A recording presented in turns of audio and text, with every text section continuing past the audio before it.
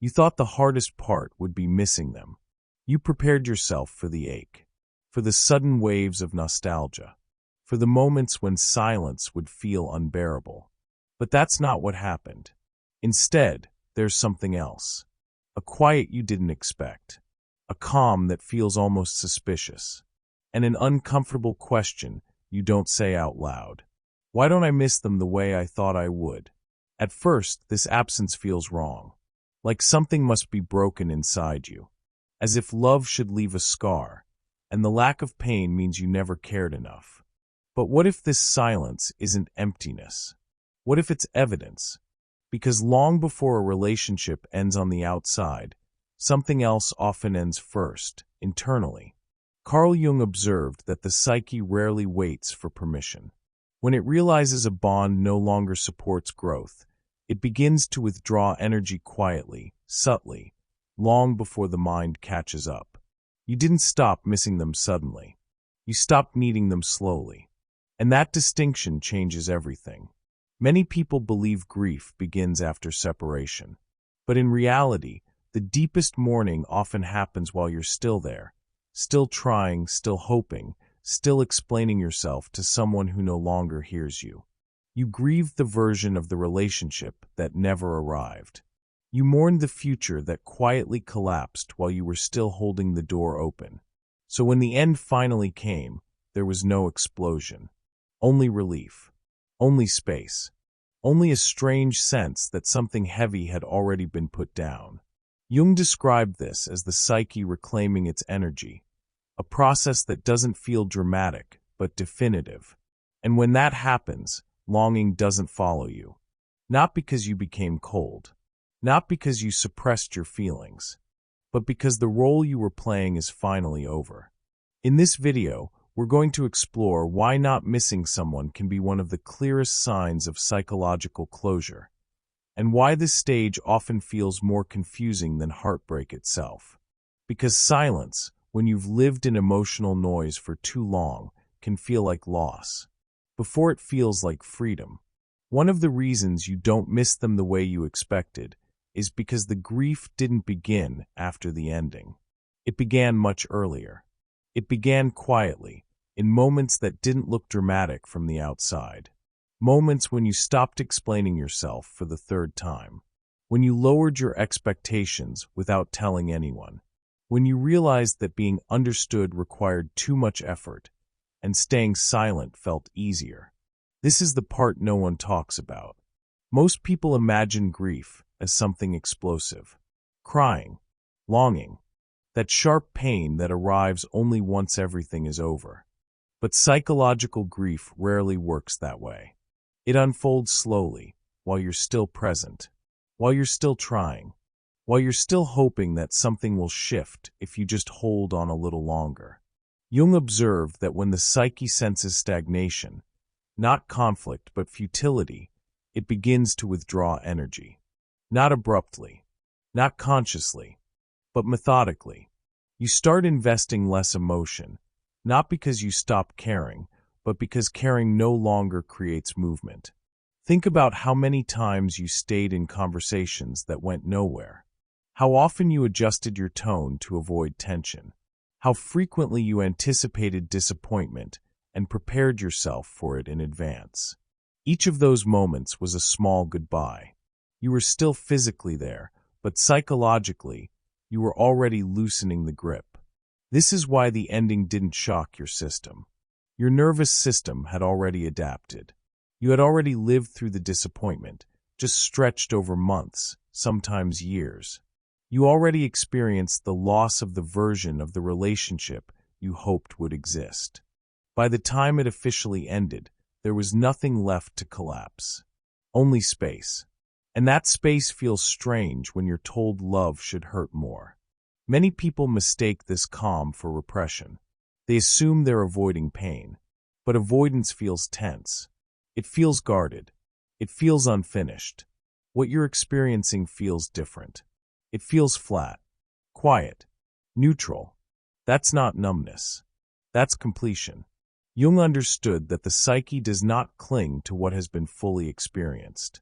Longing survives only where illusion remains intact, where there's still a fantasy that something could have been different, but you didn't leave with fantasies intact. You stayed long enough to watch them dissolve. You stayed through unmet needs, repeated patterns, emotional labor that went unrecognized. You didn't leave impulsively. You didn't abandon something prematurely. You exhausted the attachment from the inside. So now, when you look back, there's no pull. Not because the connection was meaningless, but because it ran its full psychological course. This is why people around you may not understand your reaction. They expect devastation because they only saw the ending. They didn't see the months of internal negotiation, the quiet recalibration, the emotional self-containment you practiced long before the separation. You didn't lose them suddenly. You lost them gradually. And gradual loss doesn't leave the same scar. It leaves clarity. This is also why the silence feels unfamiliar. You're not used to having so much internal space, so little emotional noise. Your system is adjusting to a new baseline, one where constant vigilance, anticipation, and emotional regulation of another person are no longer required. That adjustment can feel confusing, even unsettling, because for a long time, intensity was mistaken for connection. And now, without intensity, the mind wonders if something is missing. But what's missing isn't love. It's strain. And recognizing that difference is the first step in understanding why you don't miss them the way you thought you would. Another reason you don't miss them is harder to admit, even to yourself. You didn't just lose a person. You lost a role. For a long time, the relationship wasn't sustained by mutual presence. It was sustained by who you had to be inside it. The understanding one. The patient one. The one who explains, waits, adapts, absorbs. And slowly, almost imperceptibly, that role became heavier than the bond itself. Jung wrote extensively about the persona, the psychological mask we wear to remain accepted, loved, or safe within a given system. Every relationship has one. But problems begin when the persona becomes permanent. When you are no longer relating, you are performing. You may not have noticed when it started. It rarely announces itself.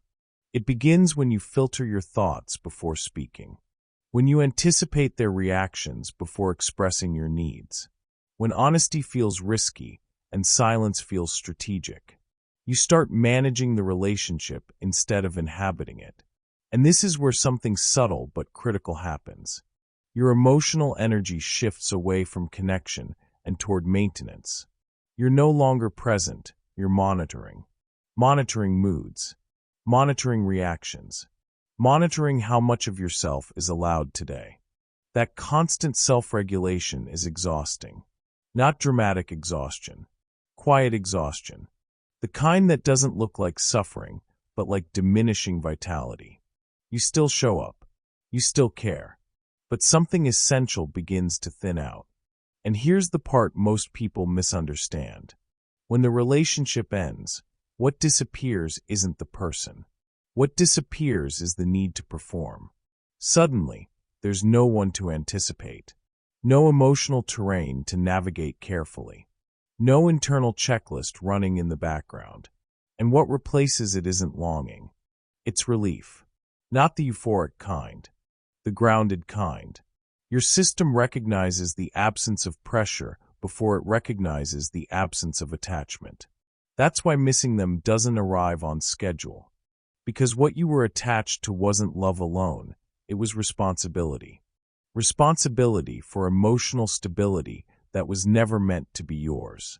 Jung understood that when the persona collapses, the psyche experiences both loss and liberation simultaneously. Loss of familiarity. Liberation of energy. And liberation doesn't hurt the way loss does. It disorients. You may find yourself thinking, I should feel more. I should be sadder. Why do I feel lighter instead of broken? Because the self that carried the relationship no longer needs to exist. And without that self, the bond loses its gravitational pull. This doesn't mean the relationship was fake. It means it became asymmetrical. One person adapting, one person holding space, one person doing the inner work required to keep things afloat. When that stops, the attachment dissolves quietly. Not with rage, not with longing, with clarity, and clarity rarely aches. It simply tells the truth. There's a moment in this process that feels strangely anticlimactic. No dramatic collapse, no longing, no urge to go back, just a quiet knowing. And that's usually when people start doubting themselves, because they expect transformation to feel loud. But Jung understood something most people miss. Real psychological shifts are rarely theatrical. They're internal realignments. Individuation doesn't arrive with fireworks. It arrives with non-reaction. You stop checking your phone. Stop replaying conversations. Stop wondering what they're thinking. Not because you're trying to be strong, but because your psyche has already moved on. Individuation, in Jung's work, isn't about becoming independent in a social sense. It's about reclaiming psychic energy that was invested outside the self. Energy that was tied to approval, to validation, to being needed. And when that energy returns, something subtle happens. The attachment loses charge. You may still remember them. You may still understand them. But the emotional voltage is gone. That's not indifference. That's differentiation. For a long time, your emotional life may have been organized around the relationship. Your moods, your nervous system, your sense of stability, even your identity. When that structure dissolves, the psyche doesn't panic, it recalibrates. And recalibration feels neutral. This is where many people misinterpret what's happening. They think, I must be repressing something. I should feel more. Why am I not devastated? But devastation happens when something is taken before it's understood. You understood. You stayed long enough to see the pattern clearly, to stop idealizing, to stop hoping unconsciously. So when the end arrived, it didn't tear anything away. It confirmed what your psyche had already accepted. Jung believed that when a person completes a psychological lesson, repetition is no longer necessary. The compulsion disappears. That's why there's no pull to return. No urge to re-enter the same dynamic in a different form. Your psyche doesn't need to relive it. It has integrated the experience. And integration feels calm. Not exciting. Not painful. Just grounded. You may even notice something unsettling at first. You don't miss the emotional intensity. And that can feel wrong in a culture that equates intensity with love. But intensity was never the same as depth. Often it was tension, uncertainty, emotional labor disguised as connection. Now that those layers are gone, what remains is space. And space can feel unfamiliar when you've lived too long in emotional compression. But this space isn't emptiness. It's availability. Availability to yourself, to your own rhythm, your own thoughts, your own inner life, uninterrupted. This is what individuation looks like when it's real. Not isolation, not coldness, but the end of unconscious attachment. And once that ends, longing has nothing left to attach itself to. What makes this stage confusing isn't the absence of pain. It's the absence of noise. No more late-night spirals. No more checking your phone. No more rehearsing conversations in your head like courtroom arguments. Just quiet. And at first, that quiet doesn't feel like peace.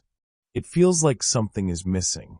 Because for a long time, the relationship, even in its broken form, gave your psyche a structure. A pattern. A predictable emotional weather system. You knew what to expect. Not happiness, but tension. A text that could shift your mood for the entire day. A delay that made you anxious. A tone in their voice that turned your stomach before you even understood why. That constant low-level activation becomes normal when you live with it long enough. So when it disappears, your system doesn't immediately celebrate. It scans for danger. It waits for the next spike that never comes. This is why some people feel strangely unsettled after leaving the wrong person. They're not missing the person. They're missing the familiar rhythm of stress. And that's a hard truth to accept because it can sound like self-sabotage. But it's not sabotage. It's conditioning. When your nervous system has been trained by unpredictability, calm can feel like emptiness. Stability can feel like boredom. Silence can feel like rejection. Not because you're broken, because your baseline has been distorted for too long. Jung would say the psyche doesn't just attach to people. It attaches to patterns. It attaches to roles, to expectations, to unconscious agreements you didn't even know you signed. And one of the most common unconscious agreements is this: if I stay alert enough, if I try hard enough, if I anticipate their moods well enough, I can prevent pain. That agreement keeps your psyche busy. It gives you purpose inside dysfunction.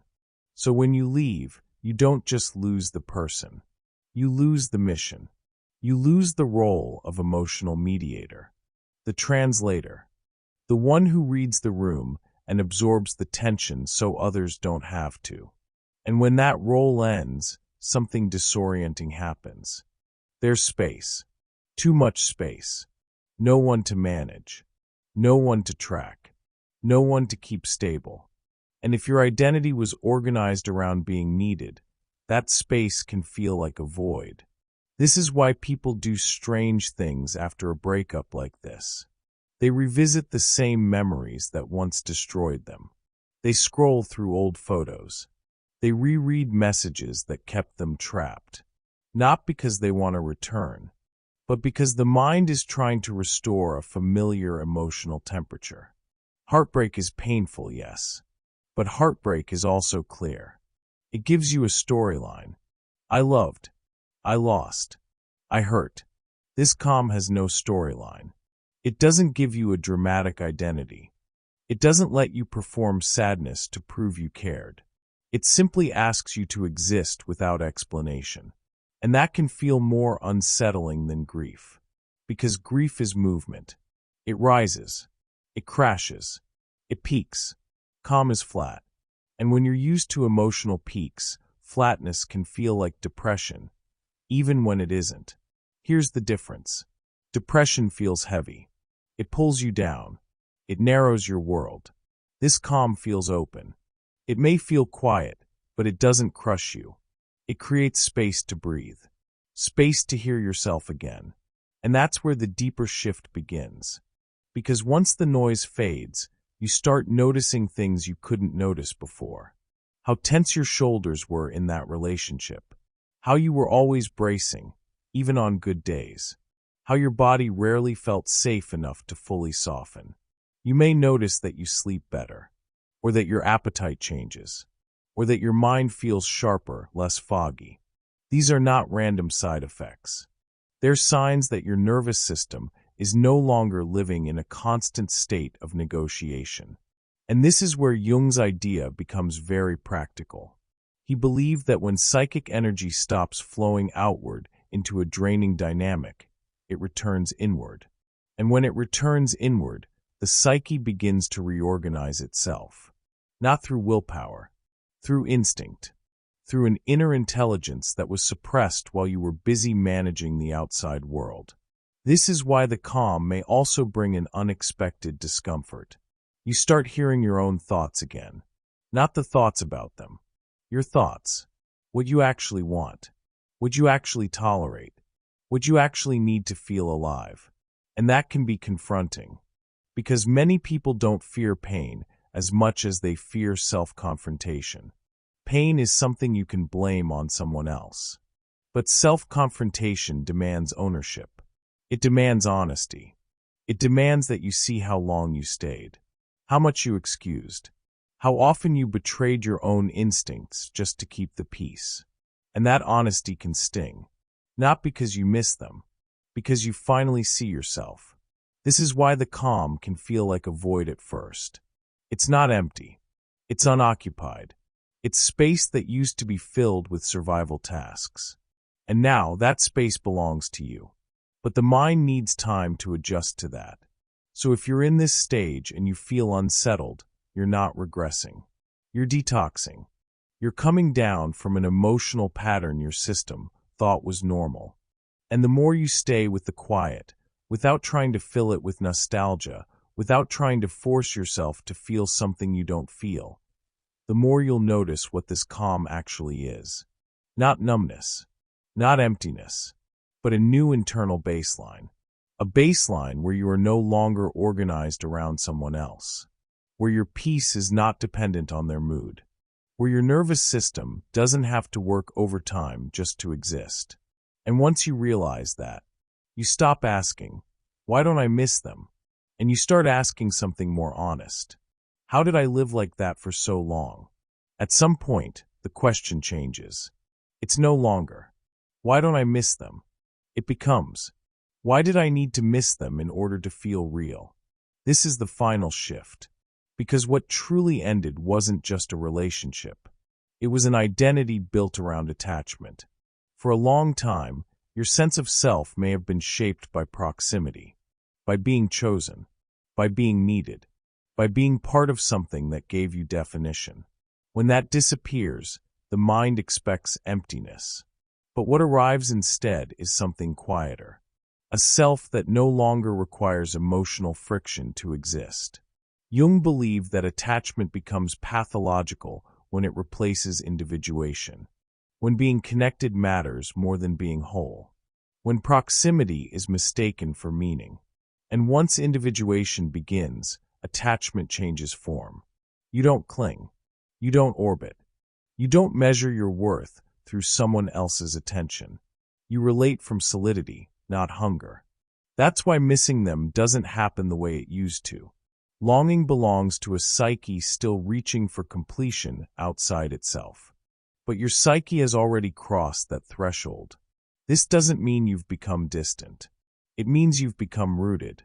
Rooted people don't chase. They choose. You may notice now that memories feel neutral. Not painful. Not seductive. Just finished. That's not denial. That's resolution. The psyche stops replaying what no longer contains unanswered questions. It releases what has been understood fully. And understanding doesn't ache. It settles. Jung once wrote that the privilege of a lifetime is to become who you truly are. Not who you had to be to survive. Not who you had to be loved. But who you are when no one is pulling on you.